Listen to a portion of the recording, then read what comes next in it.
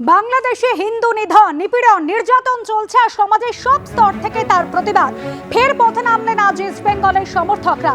কেষ্টপুরে তারা বিক্ষোভ দেখালেন, সম্প্রীতি শান্তির বার্তা দিলেন।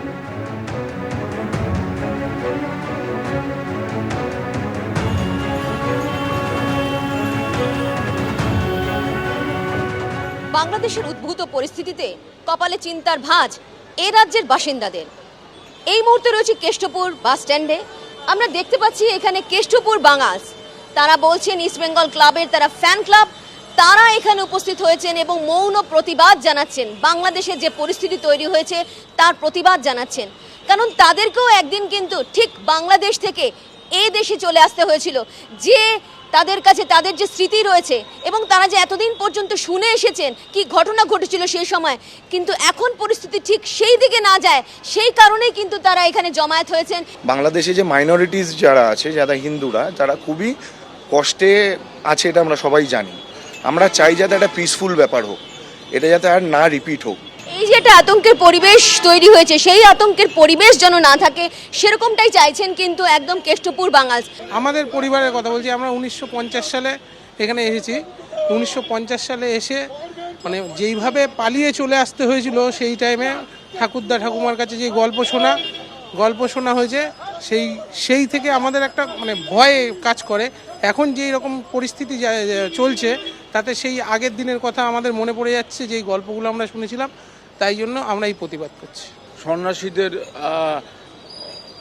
ধরে নিয়ে গিয়ে অন্যায়ভাবে ধরে নিয়ে গিয়ে জেলে পুরে দেওয়া হচ্ছে, এইসবের জিনিসের জন্য আমরা প্রতিবাদ করতে চাইছি। সেই ধরনের পরিস্থিতি যাতে আর তৈরি না হয় সেই কারণেই কিন্তু কেষ্টপুর বাঙালস এখানে প্রতিবাদ জানাচ্ছে, তাও আবার মৌন প্রতিবাদ। ক্যামেরায় শ্যামল জানার সঙ্গে রুমা পাল, এবিপি আনন্দ, কলকাতা।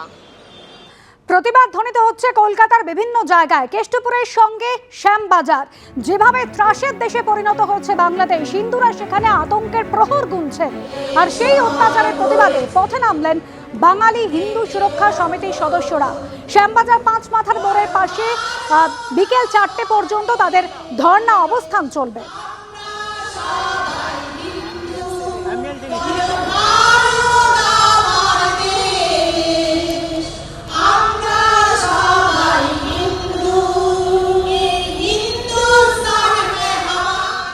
বাংলাদেশে লাগাতার হিন্দুদের ওপর নির্যাতন চলছে, নিপীড়ন চলছে।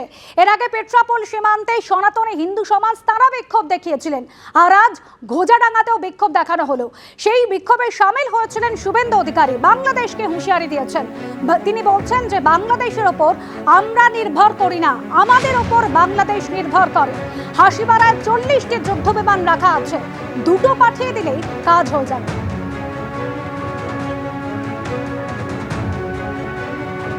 আমি মুখ্যমন্ত্রী, লিডার অফ দ্য হাউস, আমি আপনাকে বিনীতভাবে দুটো কাজ করে দেখাতে বলবো যে আপনি প্রকৃতপক্ষে ভারত মাতাকে সুরক্ষিত রাখতে চান। আপনি বাংলাদেশে মন্দির ভাঙা, হিন্দু নিধন, চিন্ময় কৃষ্ণ প্রভু সহ সন্ন্যাসীদের জেলে পোড়া, হিন্দুদের বাড়ি ঘর দোকানপাট লুট করা, আপনি প্রতিবাদ করতে চান। দুটো কাজ করতে পারবেন মাননীয়া। এক, সিদ্দিকুল্লাহ চৌধুরীকে মন্ত্রিসভা থেকে বরখাস্ত করতে পারবেন? কারণ উনি প্রকাশ্যে ইউনুসকে সমর্থন করেছেন। ভারতবর্ষ বাংলাদেশ মোট 4000 কিলোমিটার বর্ডার আছে, তার মধ্যে 2200 কিলোমিটার পশ্চিমবঙ্গে মমতা ব্যানার্জি 931 কিলোমিটার বেড়া সম্পূর্ণ করার জন্য যে জমির দরকার ভারত সরকারকে দিচ্ছেন না। হু করে রোহিঙ্গা মুসলমান বেড়া না থাকার জন্য ঢুকে পড়ছে, শাহজাহানরা ঢোকাচ্ছে।